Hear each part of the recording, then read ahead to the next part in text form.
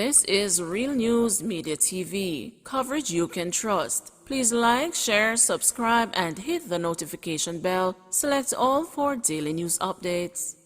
Good night, my Real News Media TV family. Welcome back to the channel for another news update for December 15, 2022. And in the news tonight, musician charged for murder of Clarendon Mason.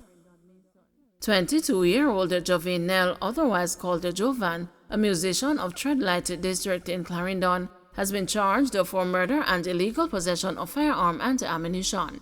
The charge stemmed from an incident in his community on November 27, in which 40-year-old Donald Simpson, Mason of Treadlight District, was killed.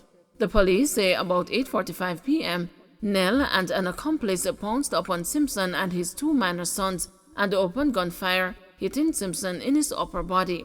The children were able to escape. The police were alerted, and upon arrival, Simpson was taken to the hospital where he was pronounced dead. Nell was later arrested and was charged on Wednesday. 2 food vendors shot in Montego Bay. 2 food vendors are now nursing gunshot injuries following an incident in which they were attacked by a lone gunman at the Montego Bay Transport Center in St. James on Thursday morning. It has been reported that shortly after 4 a.m., both vendors who sell hot meals at the entrance of the transport center were attending to early morning customers when they were approached by a man who brandished a handgun. The gunman opened fire, hitting both vendors before he escaped on foot. The police were summoned, and upon their arrival, the vendors were discovered suffering from gunshot wounds and were rushed to hospital. They were treated and admitted in serious but stable condition. Mechanic charged for allegedly shooting his brother. A 39-year-old mechanic has been charged in St. Anne for allegedly shooting and injuring his brother during a dispute. He is Wesley Martin of Top Milford Road, St. Anne.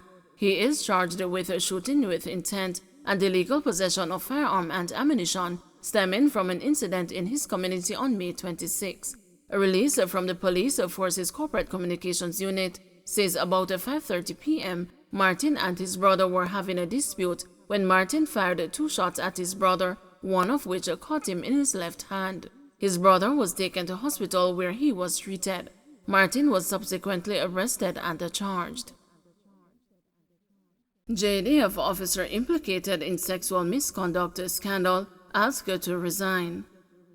The Jamaica Defense Force officer implicated in a sexual misconduct scandal has been asked to resign from the organization following an internal probe.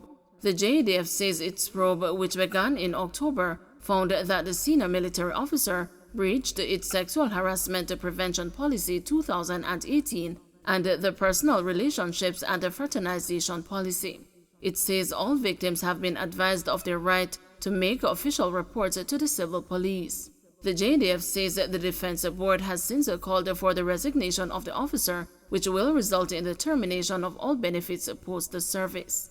It explains that the decisions taken are based on the sexual harassment policy, which details specific actions to be taken if those culpable are proven to be in breach of the policy. The JDF reiterates its zero tolerance for actions that are in breach of its policies and continues to implore service members and civilians who are aware of any breach of any policy to use the approved processes to report them, it adds. Sources told the news in October that at least a dozen female soldiers have accused the JDF officer of various acts of sexual misconduct, including rape, groping, and unwanted advances. The JDF later confirmed that it was conducting a sexual harassment investigation, but denied that it involved over 12 complainants and did not comment on the rape allegations. The Army officer was recalled from a military training course in the United Kingdom to facilitate the probe. Bail hearing for Slickiana murder accused put off until March. The bail hearing for Rashawn Patterson, who has been charged with the murder of 35-year-old social media influencer Anika Slickiana Townsend, has been put off until March 9, 2023. The bail application for Patterson, 33, was expected to be made today before the St. James Circuit Court. However, when the matter was called up, The court was told that several documents are still outstanding from the prosecution's case file, including a DNA comparison report, a forensic certificate in relation to Patterson's motor vehicle, and an additional witness statement. Presiding High Court Judge Justice Andrea Thomas subsequently set March 9 as the new hearing date and remanded Patterson until then. Townsend's body was found floating in the sea in Redding, St. James on October 21.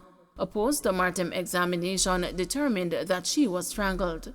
According to police reports, Townsend had traveled from Kingston to Montego Bay on October 20 and was later picked up by Patterson, following which they visited a restaurant in Hanover and a guest house in St. James.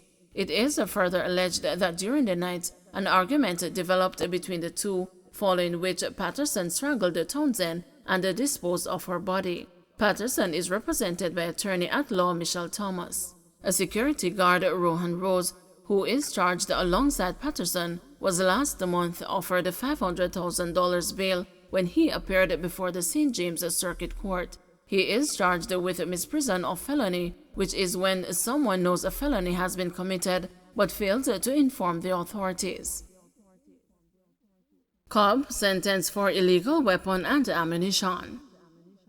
A police constable who was found with 83 rounds of ammunition and an illegal weapon which he claimed he found in 2018 was today sentenced to 3 years and 10 months in prison.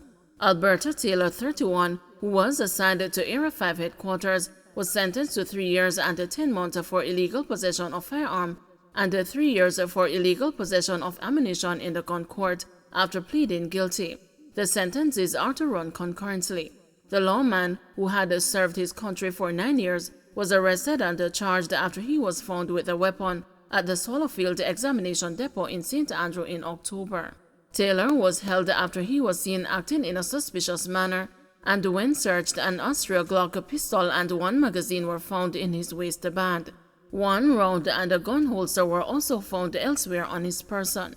The police then went to his home, and following a search, several different rounds of ammunition were found in his shoes and the plastic bags. A handgun holster, a baton, and a carry-on were also among items that were also recovered. Taylor, when cautioned, told the police that he found the gun in 2018 and decided to keep it because he had applied for a licensed firearm but was turned down. Attorney-at-law Matthew Hyatt represented Taylor. Unions brace for errors in pay under new wage scheme. Unions representing public sector workers are bracing themselves for errors in pay come next week. The new wage arrangement for public sector workers comes into effect with the December pay. The government has signaled that there may be errors in the pay for some public sector workers as it transitions to the new arrangement. Helen Davis White, president of the Jamaica Confederation of Trade Unions, says that the errors are inevitable because the system is new and the people receive the training over a very short period of time in order to be able to make payments in December. However, she hopes that the errors will be limited. I had an all-delegates meeting a couple of weeks ago, and I indicated to them that you could almost be 100% sure that there are going to be errors.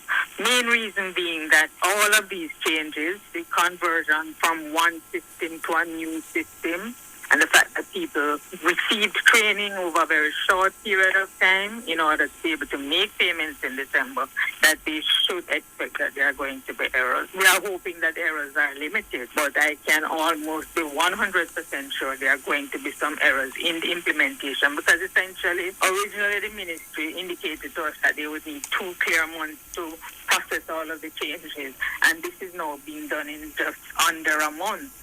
Once errors come up based on the commitment that has been given in terms of minimum increase and so on, all has to be done is to report in the errors so that the necessary amendments can be made.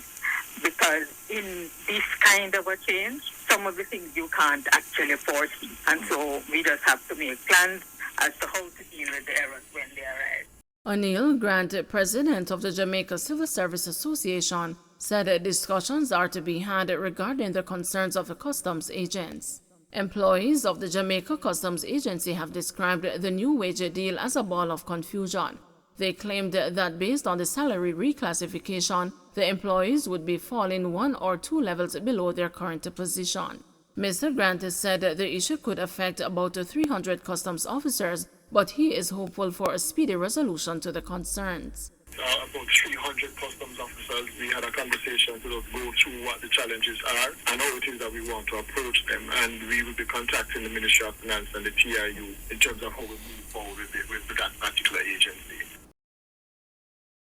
Don't forget to like, share, subscribe, and hit the notification bell. Select all for daily news updates.